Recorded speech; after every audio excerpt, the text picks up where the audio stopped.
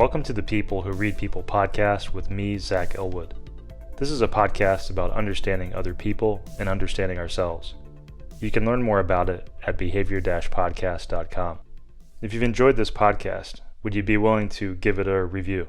If you're willing to do that, please leave it a review on Apple Podcasts. If you don't know how to find that, there's a link to Apple Podcasts on my site at behavior-podcast.com. In this episode, I talked to Dr. Casey Grover about so-called drug-seeking behavior, which is the term used for when people who have drug addictions, for example to opioids, attempt to deceive doctors in order to get a prescription. I learned about Dr. Grover when I read a research paper from 2012 that he was a part of. The paper was called "How Frequently Are Classic Drug-Seeking Behaviors Used by Drug-Seeking Patients in the Emergency Department?" That study looked at a population of patients who were flagged as being likely to have so-called drug-seeking behaviors, and found that the behaviors that were often most associated with drug-seeking were pretty uncommon in these people's emergency department visits. To quote from that study, the most prevalent classic drug-seeking behavior was complaint of 10 out of 10 pain, followed by a complaint of headache, and then complaint of back pain. The least prevalent behavior was complaint of lost medication. End quote. The paper pointed out that such behaviors were pretty common, genuine complaints of people in emergency departments, which pointed to the general unreliability of using such behaviors for the basis of making decisions. Dr. Grover is also the host of a podcast about addiction, which is called Addiction in Emergency Medicine and Acute Care. To quote from the podcast description, a practical and evidence-based podcast on how to think about, diagnose, and treat substance use disorders in the emergency department and acute care. End quote. In this episode, we talk about the reasons why most of the well-known drug-seeking behaviors are not strong evidence of addiction. We talk about some behaviors that can be meaningful. We talk about the pressures that doctors face to give patients the care they need while at the same time also trying to avoid giving drugs to people with drug abuse problems. We talk about America's drug problems, including our problems with opioids, meth, and fentanyl. One of Casey's recent podcast episodes included his thoughts on why the phrase drug-seeking behavior is not a helpful one and should be retired, and we talk about that too. A little more about Dr. Grover. He's the chair of the Division of Emergency Medicine at Community Hospital of the Monterey Peninsula. He graduated from medical school at University of California, Los Angeles as one of the top 3 students in his class. He completed his residency at Stanford in emergency medicine and was chief resident. He's also currently in the process of becoming board certified in addiction medicine, in addition to being board certified in emergency medicine. Okay, here's the talk with Dr. Casey Grover. Hey Casey, thanks for coming on. Thank you so much for having me. I'm very pleased to be here. So maybe we can first talk about, maybe you can explain a little bit about what the term drug-seeking behavior means and maybe also why you are not a fan of that term. That is a fantastic question to get us started. And I think the definition and understanding of what the term means has changed over time, kind of in my understanding and also in the understanding of the general medical community. So I graduated medical school in 2010. And at that time, drug seeking really we associated with people trying to seek prescription opioids. And at the time, really kind of what we all did was when we identified this behavior is we as doctors said, you patient have a problem. I'm not going to prescribe you anything. You need to be discharged. And that really was in part what drove the movement from the first part of the opiate epidemic of prescription opioids to the illicit opioid market, which was the second wave or the second part. So I personally, by telling someone who is asking for a refill of their, oxycodone, you're drug seeking, you need to be discharged, I pushed people personally from prescription opioids to heroin. And at the time, it was kind of just what we thought made sense. This was a new phenomenon of overprescribing opioids. This was a new phenomenon of seeing young people coming to the emergency department or the primary care setting asking for opioids. And over time, I now realized that we really missed the mark. Drug seeking is a symptom, just like nausea. It's not a diagnosis. And that's really where the problem is and why I initially researched drug-seeking behavior because I wanted to learn more about it. And over the last 10 to 12 years, I've really begun to understand it better. And the nuances that drug seeking behavior is a symptom that must be further investigated by us as doctors and healthcare professionals. Hmm. So, if you think someone is addicted and you don't want to push them away, obviously for the reasons you mentioned, what is the proper path? Is it to ask more questions and maybe try to get them into a program, something like that? Absolutely. So, kind of if you break it down, drug seeking behavior may be one of several things. Number one, it is what is called a use disorder. I think people are used to the term addiction, but I now think of the term as a doctor opioid use disorder. They're functionally addicted to opioids. For those people, I'll often actually offer them medications to help treat their opioid addiction. People may recognize either Suboxone or methadone, but it may be more complicated. They could be in withdrawal, meaning they've taken opioids regularly, and when they stop, they get withdrawal symptoms. They might be afraid of withdrawal. They're on their last dose of oxycodone. They're about to run out and go into withdrawal. Or this person might have addiction and real pain, or they might just be having pain. It becomes so nuanced. But to come back to your question specifically for so called opioid addiction or opioid use disorder, I now offer my patients in the emergency department medications, counseling, and I often recommend them to follow up with a drug treatment program, whether that's residential or sometimes just following up with a mutual support group like Narcotics Anonymous. But my goal is treatment when I identify this behavior in somebody who has opiate addiction. So, I imagine that must be a kind of touchy, awkward subject, especially if they've been, trying to be deceptive about why they want the drugs. Is that a difficult conversation to segue into?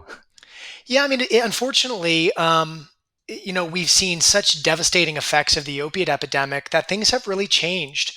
So in 2010, I often felt like I had to play detective at work. Somebody would come in with back pain, and I was trying to guess, is this real? Is it not? Now, generally, the medical community has really tightened down on the number of opioids that we prescribe. Mm. And with the arrival of ultra cheap fentanyl, if patients have an addiction, they're usually buying it on the street. So for me, I tend to not have to have those difficult conversations as much as I did, say, 10 years ago, which is tragic because you and I both know how much fentanyl is killing America and the rest of the world. And, a couple of times we've kind of joked in a kind of a dark humor way of, gosh, I miss when people were coming to the ER for pills because at least they were safe. Mm. If it was 5 milligrams of oxycodone that they got, it was actually 5 milligrams of oxycodone. Now, if you buy 5 milligrams of oxycodone on the street, it's probably fentanyl or who knows what else. So, I think the most difficult conversation I have is when someone doesn't recognize that they've got a problem, that they're developing addiction or developing an opioid use disorder. And I have to sit down and be non judgmental and really engage them to say that there's more here than I think you realize, and I'm worried about you. Hmm. But yes, over the years, I've had plenty of very difficult confrontational conversations when patients want an opioid and I don't feel comfortable as the treating doctor. This topic usually seems to be around opioids and painkillers, but is there some percentage of so-called drug-seeking behavior that is about uppers like Adderall or Ritalin or other classes of drugs? Well, I'm going to try to make a joke here, and I wrote about this. I have asthma. When I ask my doctor for an albuterol refill, I have albuterol seeking behavior. Mm. So, in some ways, drug seeking behavior is what it is. A person's trying to obtain a medication or therapeutic drug. Bad To term. your point, I think the kind of the connotation of drug seeking is usually of addiction or the so-called use disorder. And for that, people can be addicted to many different substances. Opioids, sedatives like benzodiazepines. People really like Xanax. Unfortunately, that's a very highly addictive drug. Sometimes it's muscle relaxants, sometimes it's stimulants. We even sometimes see people who have addictions to other medications that are not as common, such as gabapentin, which is a nerve pain agent, or even sometimes medications for severe mental health. So, to answer your question, people can so called drug seek for many different therapeutic classes. I think we are most aware of it simply because of what we've all seen with opioids in America, but it's many different drug classes. So I was reading in preparation for this, I was reading some papers and articles and listening to your podcast too, and looking at the research paper you did on these topics. And the thing that really stood out is just how difficult it is to determine if someone is seeking drugs for addiction related reasons versus other reasons. And it totally makes sense because detecting deception is just so hard in general. And then if we're talking about opioids, pain is so subjective. And so it makes sense that it would be pretty easy for people who have a use disorder to emulate that behavior and for no one to know. So all that's just to say it makes sense that it would be a pretty hard task to differentiate someone who has a use disorder from someone who doesn't. And am I getting all that correct, that summary? You said it beautifully. It is exceptionally challenging. And when I did research in the early 2010s on this topic, that was what I was trying to answer. But again, at that time, it was predominantly patients getting prescription opioids and often addicted to those opioids or fearful of withdrawal or in withdrawal. And I didn't really understand the topic well enough, nor did really anyone at the time. Kind of like with COVID, how we had to kind of learn on the fly. With America's opiate epidemic, it was very similar. No one had ever really seen kind of what would happen if you distributed a potentially addictive medication widespread across a country. So my preliminary research, I wanted to try to figure out, are there certain things that we can pick up on as doctors that suggests this person might be having a problem with their opioids? And I don't know how much you spent reading the papers, but my statistics really weren't that strong, but it's really some of the only research that's ever been done on the topic to try to quantify it. And to your point, it's just so hard to confirm that a person has an opioid use disorder unless they admit it.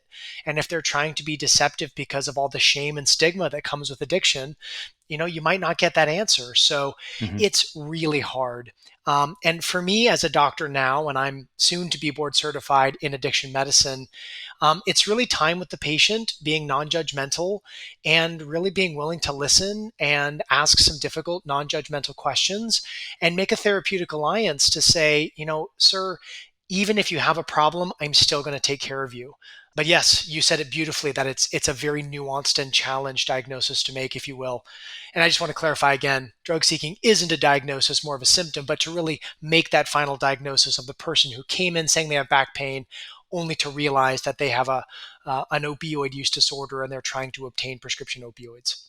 And I'd imagine it's can be a blurred line too, right? Because some people, I would presume, wouldn't technically be aware that they were addicted, and they may actually view it in terms of having bad pain. Am I correct in that? Absolutely. It is exceptionally nuanced. And sometimes you can have kind of all four of the behaviors. You can have drug dependence, drug withdrawal, addiction, and pain. And what's hard is, and you sent me an example of somebody who was very frustrated about how patients with real pain have been often turned away when they need legitimate pain relief. It's been just really hard to parcel out, is this pain? Is it uncontrolled pain? Are we developing an addiction? There are some obvious red flags. If somebody's melting their pills and injecting them, or smoking their pills, or snorting their pills, those are obviously extremely major red flags that somebody is developing an opioid addiction, again, also known as an opioid use disorder. But if somebody just comes in and they're like, Doc, my pain is worse, you got to go up on the dose, that can be really challenging. Mm-hmm. I tend to look for a few kind of risk factors for addiction. So, has this person been addicted to something else? Now, with a lot of electronic medical records, when I open the person's chart, I see their history automatically. And if somebody has had, for example, an addiction to alcohol, alcohol and opioids can often be similar, and the predisposition for addiction to opioids is much higher because of the previous addiction to alcohol. So I usually ask my patients, if I'm worried, is there a family history of addiction? Do you currently have a different addiction? Have you had a previous addiction in the past? And those are all things that I might think of that are going to increase my concern that what might seem just like pain could have a more complicated facet of addiction going on as well. Yeah, that's really what struck me about this is, I've heard, and I've even thought this myself, that, how much doctors have theoretically contributed to this. You sometimes see doctors as a whole get grief or criticism about the opioid epidemic. But, like you're saying, it's a really tough spot to be in as a doctor, because, I mean, the last thing you want to do is deny someone who is suffering some help. So, and if it's basically hard to determine if someone is being deceptive about their pain, it's understandable that most doctors would err on the side of providing the help. And it's similar, you can see it as similar to the legal system, where you'd rather see 100 guilty men go free than punish an innocent person. It seems like there can be a similar dynamic at work that helps us or makes us err on the side of providing those drugs. And does that all sound, am I getting some of that right? Yeah, there's only one other kind of point that I would like to add, which is that there's so much more to pain management than just opioids. Hmm. And I've been the chair of my hospital's pain management committee for about 6 years now. And myself and one of my colleagues where I work, we were kind of the canaries in the coal mine in our community as early as like 2013 to say something's not right with opioids. And we would tell our colleagues, please don't prescribe opioids. And they said, well, okay, but then what can I use? Hmm. And we have since, about the mid 2010s, as physicians, really focused on what are called alternatives to opioids, or ALTO, ALTO. And as an example, when somebody had a pinched nerve in their back, when I was in residency, I was really taught to give them opioids, and that's it. Hmm. Now I use what's called a multimodal approach. I will use an anti-inflammatory, I will use a steroid, I will use acetaminophen, I will use a nerve pain agent. Sometimes I'll even add in an IV lidocaine drip or even an antidepressant. And those 6 drugs combine in an additive fashion that can often be much stronger than a single dose of an opioid. So I think it's even gotten better from a pain standpoint that we have such better approaches to pain management than we did when this started. As an example, I just gave a lecture on managing kidney stones without opioids. And most people are aware that kidney stones are one of the most painful conditions that we treat. And so it's really been great as a physician that as we as doctors have cut down on our opioids, we've opened the door to so many other great non-opioid options. And I'm very grateful that, my hospital has been really tip of the spear on writing new protocols and using drugs in new ways that are not addictive and are very effective for pain management. So it's a little bit of a different scenario, as compared to 2010 versus 2022. We just have more options for pain relief in addition. It's probably an impossible question to answer because it's so broad and probably varies across the country. But do you have an opinion on whether the problem these days with opioids is that people are prescribing them too much or too little? Has it swung the other way? Yeah, that is a fantastic question. You are 100% correct. It has definite regional variations. I think that the pendulum in 2010 was to overprescribing, and the pendulum in 2022 may be towards the side of underprescribing opioids. And, I have a number of patients that come through the emergency department that, say something to the effect of, I was told the only place I could get an opioid was the ER because it was too dangerous. And there are plenty of patients who can be managed on long term opioids by their primary care physician, and they do really well. Not every person who takes chronic opioids gets addicted. Now, I have to say with a caveat, I prefer to avoid a new start of an opioid in my practice. So I'll give you an example. If you come in with a fracture, I'm going to try to do everything I can to keep you as comfortable and treat your pain and avoid starting an opioid. But if they're needed, I use them in my practice regularly. I think, and again, you sent me, I believe it's a Twitter post from somebody who talked about patients being denied opioids. That absolutely does happen. And, the circumstance that I find frustrating is you have somebody who's, 85 years old, they've never had an addiction, they're on a blood thinner, and they have a lot of medications, so they can't take kind of that multimodal approach I talked about. They take, two opioids a day so they can walk their dog. They're not crushing their pills. They're not snorting their pills. They're doing fine. And their doctor says, we need to taper you right now. I think this sounds so silly to say, but really doctors should just use their best clinical judgment. If opioids are helping someone who doesn't have another option, then it's totally appropriate. Obviously, that patient would need to be monitored to make sure that they don't develop any signs of an opioid use disorder. If it's a 17-year-old that can be managed without opioids, then do that. But I think overall, unfortunately, the pendulum has swung away from opioids. Whether that's the right thing from a population standpoint is an interesting question, because when they look in the studies, when people get started on an opioid, there's a certain percentage that end up on them long term. A new start of an opioid is not a benign or kind of innocuous event.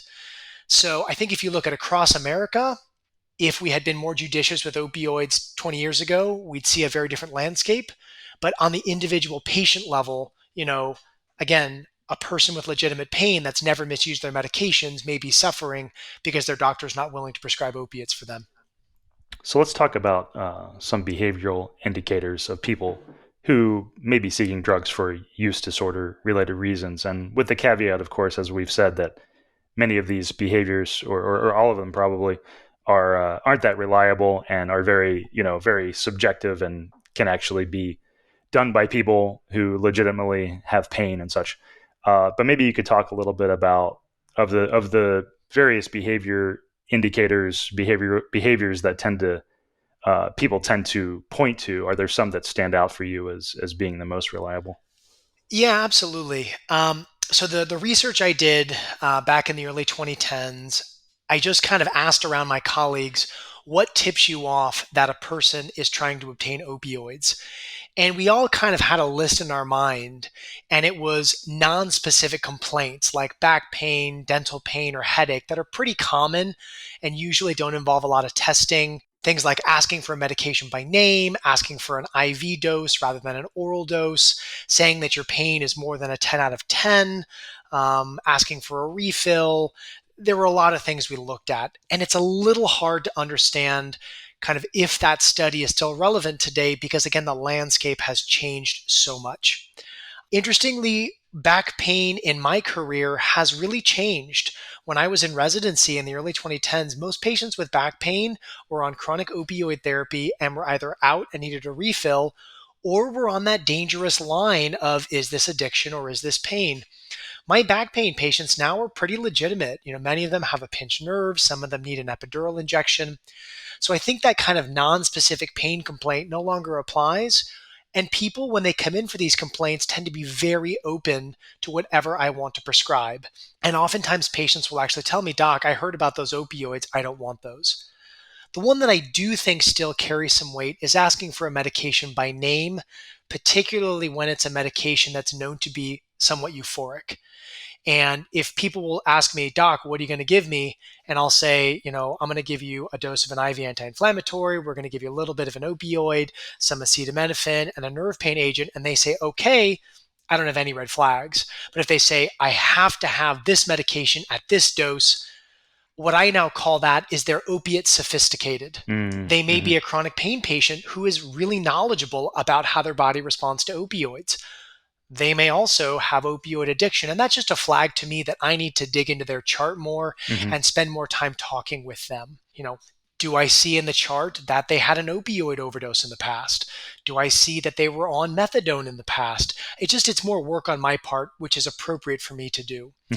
The other one that's still interesting is when people say that their pain is greater than 10 out of 10, that to me means the patient wants to get my attention. And that doesn't necessarily mean it's addiction, but they want to make a statement to me, doctor, this is serious. Sometimes it is because they are addicted and they really want to push me to give them a shot of morphine or something. Sometimes it's they're just miserable and they want me to do something. And I think other than that, most often now when people are requesting refills, it's pretty legitimate. And since 2010, we now have what are called prescription drug monitoring programs where you as a doctor can log in and look to see what medication someone's been on.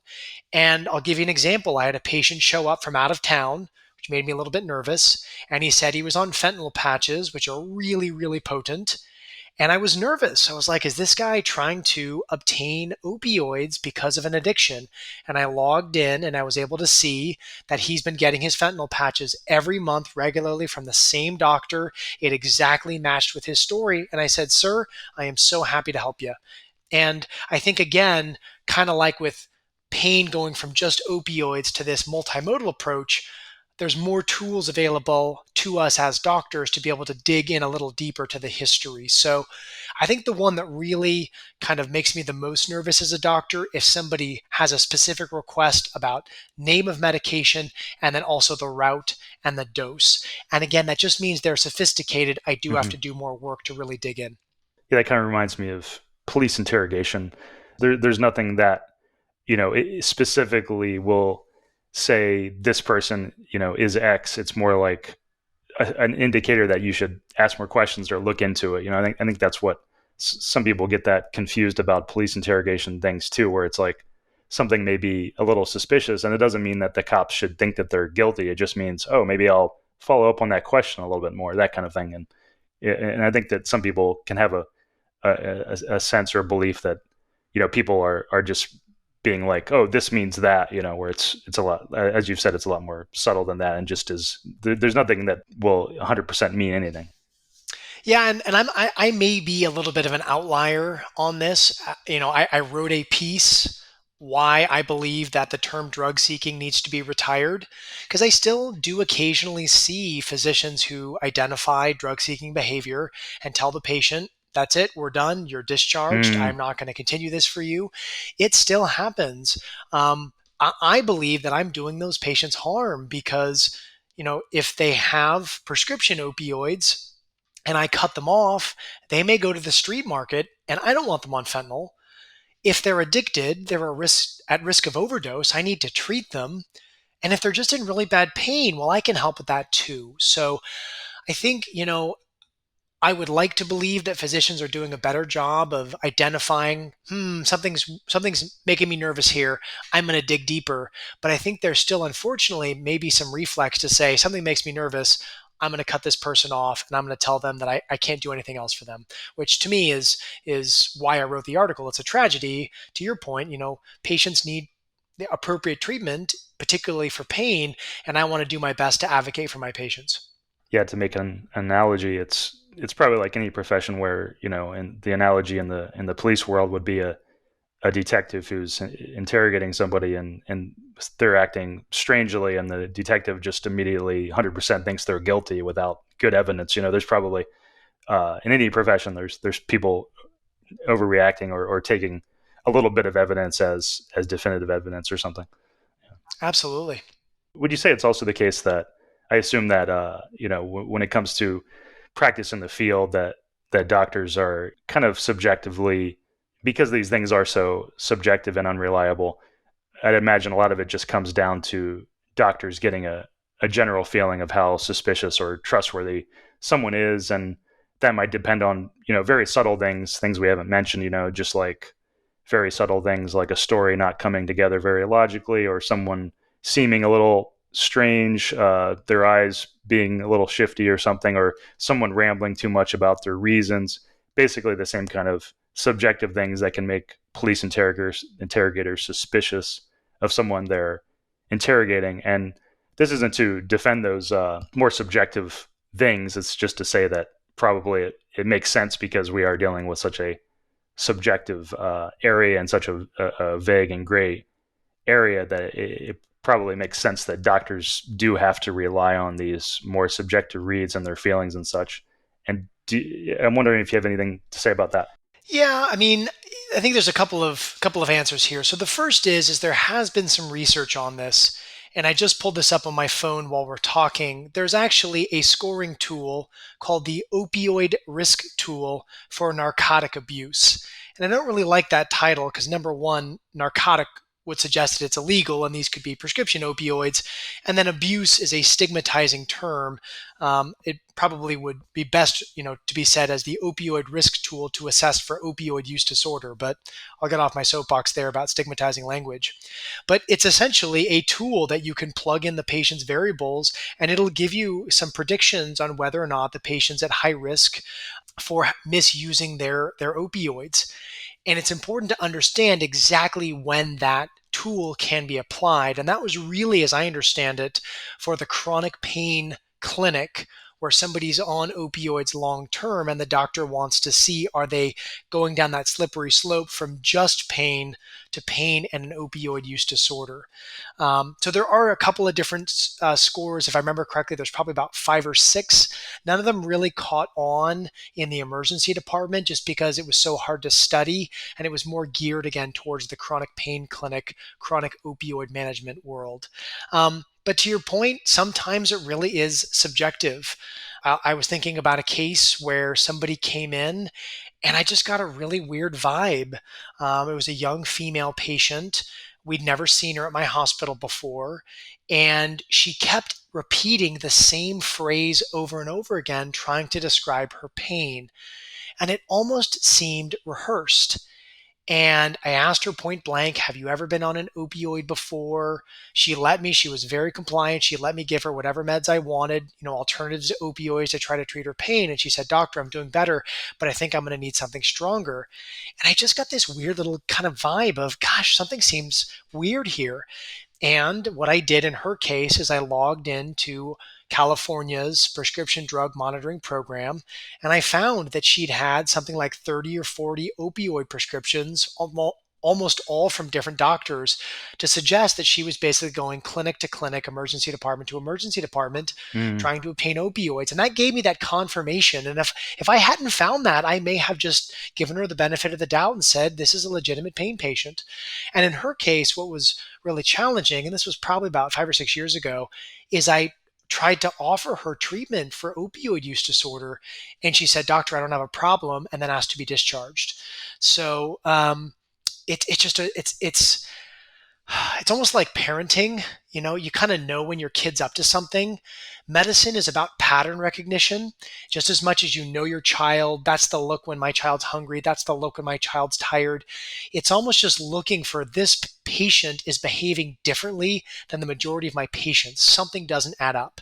And you're right, it's subjective. And I think that's again why it's incumbent upon us as doctors to take more time with the patient to really try to parcel out what's driving this behavior. And again, if it's prescription opioids, you got to check that prescription drug monitoring program to really get that objective data.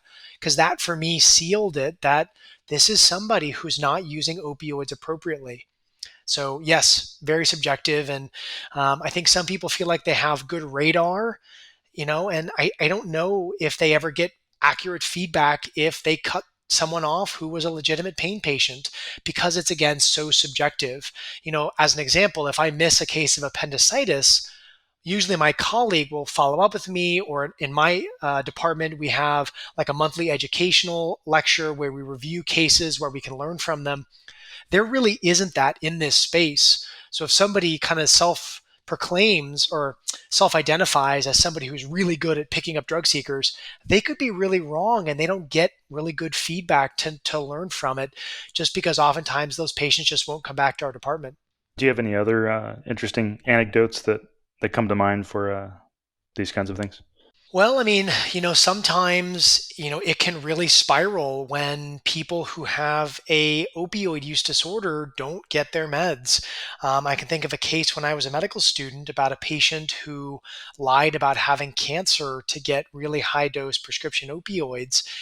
And I was able to, as a medical student, review his medical record, and without getting too into the weeds, I was able to basically prove that he was lying about his cancer and that he had never had it, and this was all to obtain opioids. And when we confronted him of, sir, you've not been honest with us, he just erupted. He yelled at staff. He threatened to commit suicide. He ended up going on an involuntary hold and being admitted to psychiatry. And I don't know if he was able to, even see an addiction medicine specialist when he was admitted. Not as much anymore. Patients would sometimes verbally be abusive with doctors and nurses when they wouldn't get what they want.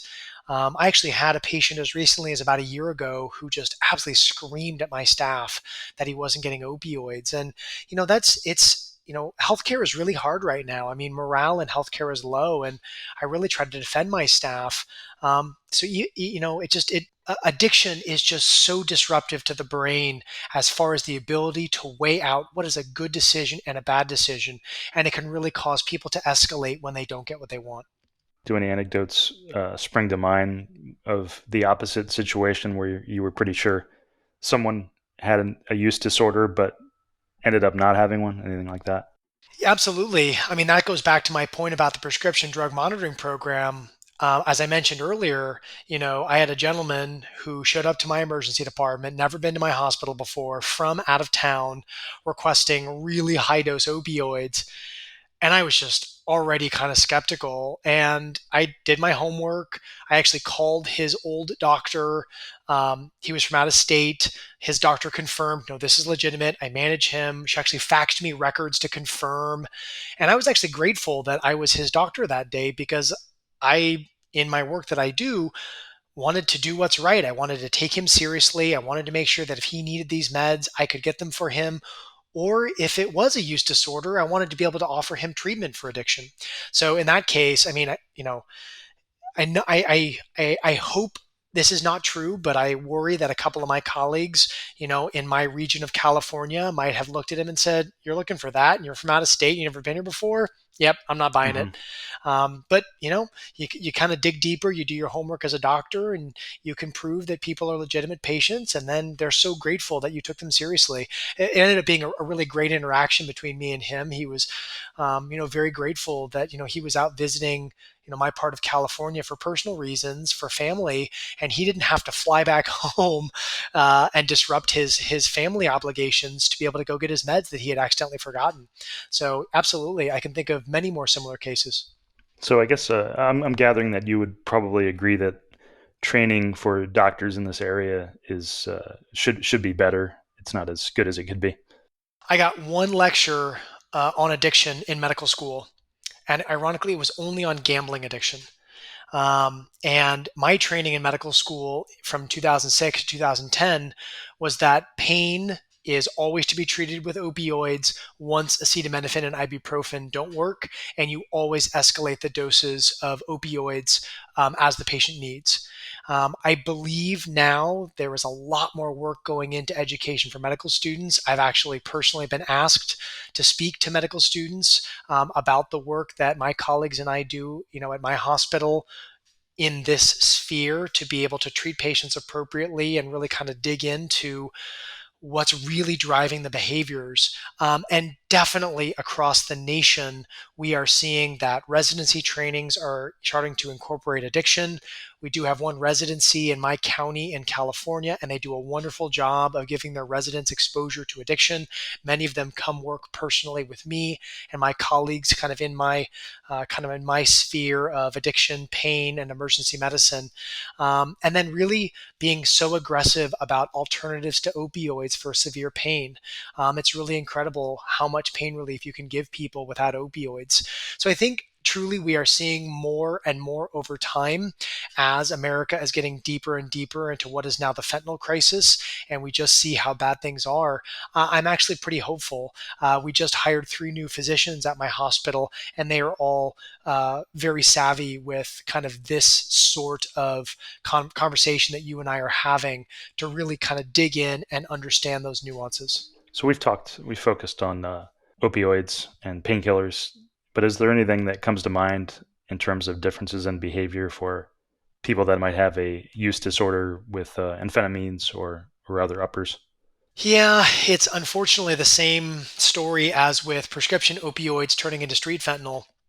Methamphetamine is, it is so cheap, it is so prevalent.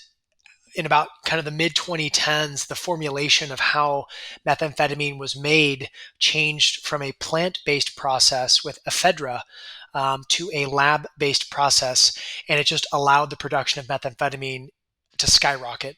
And in California, the price of methamphetamine dropped by 90% in about the last 7 years. So if again, it's the same answer. If people really want potent drugs, it's so much easier to get them on the street than to go to a doctor and get them.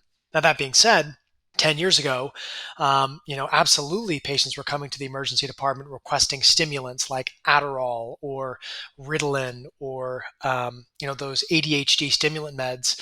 Um, and it just, again, it's as the landscape has changed, we don't see that very much anymore. Now people do occasionally come in saying, I'm out of my ADHD meds. Can I have a refill? And if it's a Friday, I'll give them, 3 doses until Monday if I can confirm that it's legitimate.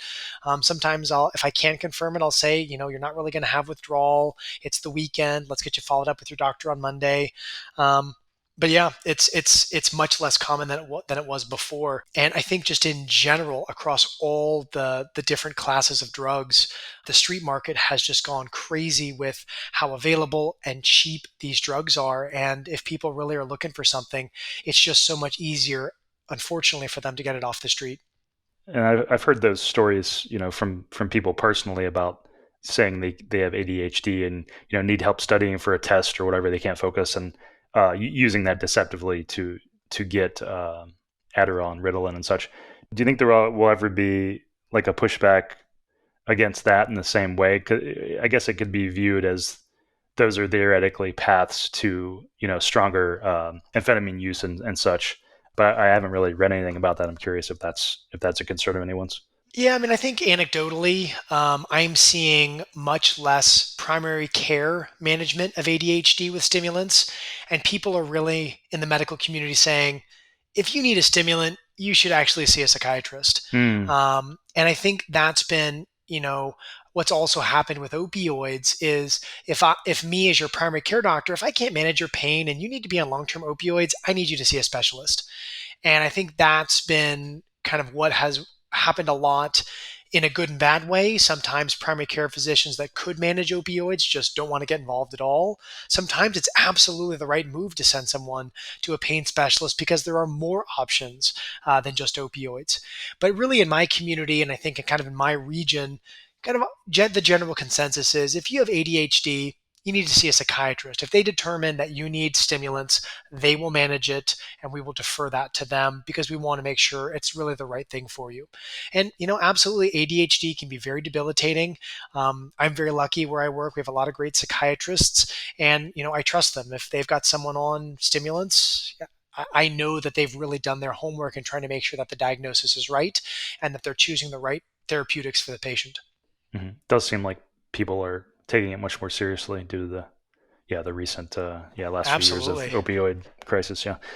Do you have anything else that we haven't talked about that you'd like to mention? Yeah, I mean, I think the only thing that has, really me losing sleep at night, in this topic that we haven't yet covered is just the street market and our youth. And what's so interesting is when I was in high school, really the only drug out there was alcohol. And alcohol is very well labeled, it's regulated, it's sold in a store, you know exactly how much you're getting. And if you drink too much, it usually is, bad decisions, slurred speech, vomiting. Alcohol is actually relatively hard to overdose on. In my college years in the early 2000s, a couple of my friends were starting to dabble in prescription pills. And at the time, it was almost all from physicians. And so if you bought 5 milligrams of oxycodone, it was actually 5 milligrams of oxycodone. And so, as kind of the youth have this inherent desire to experiment, it really wasn't that dangerous for experimenters. Most of our opioid overdoses at that time were in people who were chronically on opioids or misusing their opioids or even using illicit opioids. But now what we're seeing is high schoolers going and buying pills on the street and they're having fatal or near fatal overdoses the first time they try because of what's in the street pills, which is fentanyl and these ultra potent fentanyl analogs. And what's so hard is these kids are being sold Ritalin, they're being sold Adderall, they're being sold Xanax, they're being sold Percocet, and it doesn't contain any of that. It's almost all fentanyl and these fentanyl derivatives. And just the stakes are so much higher for our youth right now. And that's just so scary that it's if somebody just wants to have fun on a Saturday night, and 10 years ago when they bought a pill on the street it was no big deal. those stakes are so high now. And so we've seen an increasing number of overdoses, including fatal overdoses in our youth. And that's just so devastating to a community, a school, a family, a friend group. Um, and then, of course, the tragedy of that young loss of life. So I think that's one thing that, I didn't necessarily think of as we were just starting to see fentanyl arrive in my community and the illicit market, was just at what great risk it put our youth because of what they were used to in the past with the wide availability of legitimate prescription drugs on the street. Yeah, it seems a lot more dangerous out there for sure. Some of the news stories I've seen with fentanyl being in a wide range of drugs and deceptively given to people. Absolutely. I was going to mention this in the intro, but might as well mention it here too. There's a great book. I actually haven't read it, but I've read part of it, The Least of Us. And I Oh can't yeah, remember I just finished it. Yeah, and it's by the author of Dreamland, I Dreamland. think, which was Sam also Quinones, about, he's wonderful. yeah, Quinones, yeah.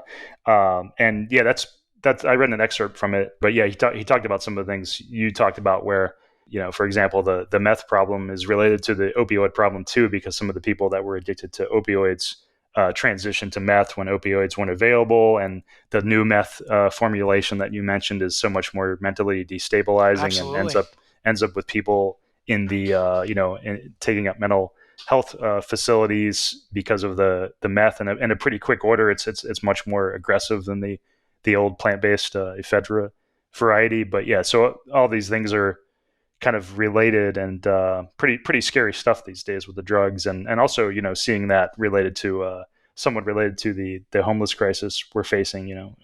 That's part of that too. Totally agree.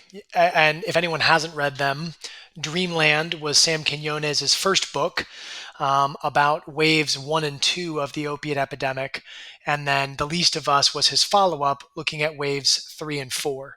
And just to clarify those waves, wave 1 was doctors overprescribing opioids.